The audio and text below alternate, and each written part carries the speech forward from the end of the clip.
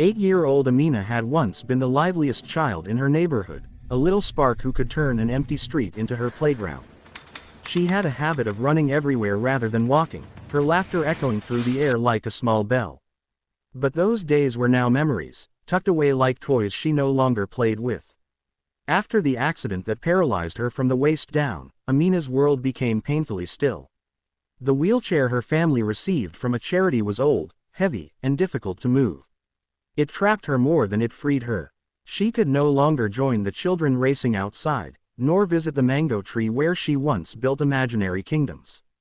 Her days were spent mostly by the window or in the shade outside her house, silently watching life pass her by. Her mother tried to stay strong.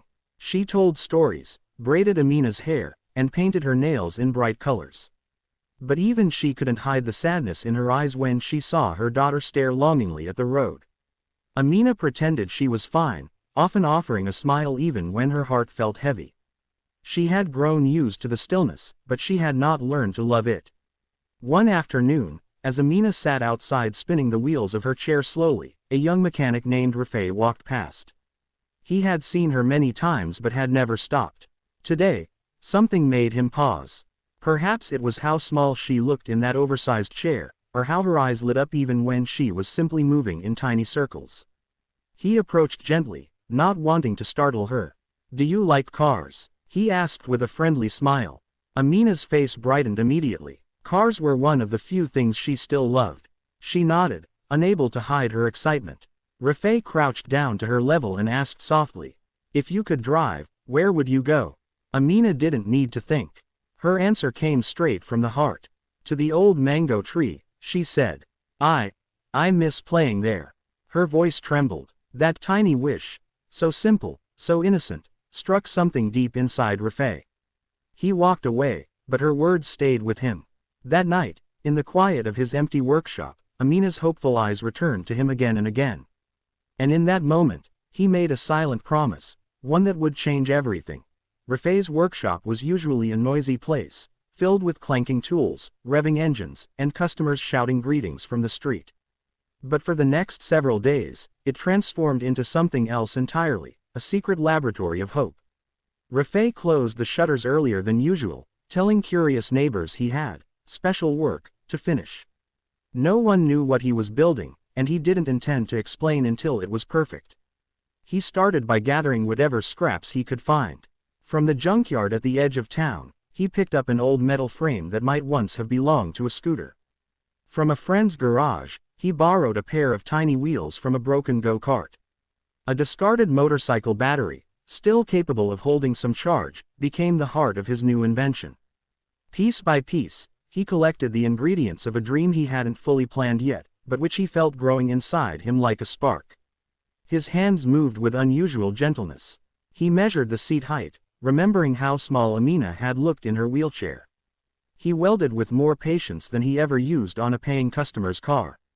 He sanded every corner so she wouldn't scratch her hands, and he repainted the frame a cheerful, sunny yellow, because he wanted the first thing she touched to feel like joy. Some nights he worked until dawn, wiping sweat from his forehead with a grease-stained cloth. His friend Danish dropped by once and stared in confusion. "Rafay, what on earth are you making? It looks like a toy car for kids." Rafay just smiled, tightening a bolt without looking up. "Not a toy," he replied quietly. "A chance." Slowly, the shape of a mini electric car emerged. It had a small steering wheel, built from a modified bicycle handle. The seat was cushioned with soft foam he bought using his last bit of savings. He even painted little flowers on the sides, knowing how Amina's eyes always lit up at anything colorful. When he finally attached the battery and watched the wheels spin for the first time, his heart thumped with excitement. It worked. It actually worked. Standing back, he covered the tiny car with a cloth and exhaled deeply.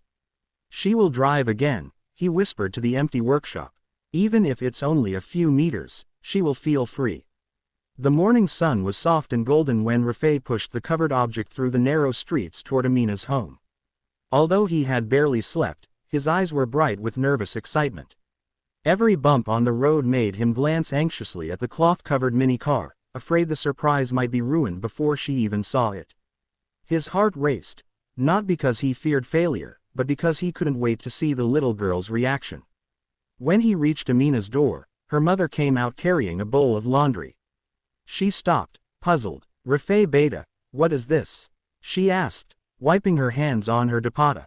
"A small gift," he replied, smiling gently. "For Amina." Amina, who had been sitting in her wheelchair under the shade of the house's old neem tree, looked up curiously.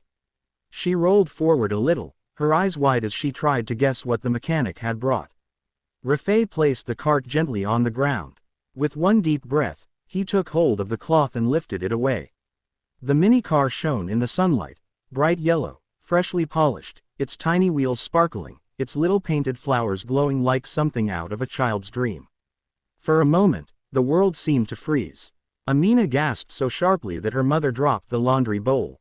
The children from nearby houses peeked out from behind walls, drawn by the sound. Even a couple of neighbors stopped in their tracks. Amina stared at the car as if afraid it would disappear if she blinked. Is this for me?" she whispered, her voice trembling.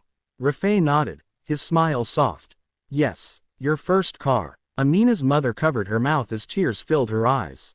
She had known kindness existed, but she had never expected someone to give her daughter something so thoughtful, so life-changing. Carefully, Rafay knelt beside Amina. "Would you like to try it?"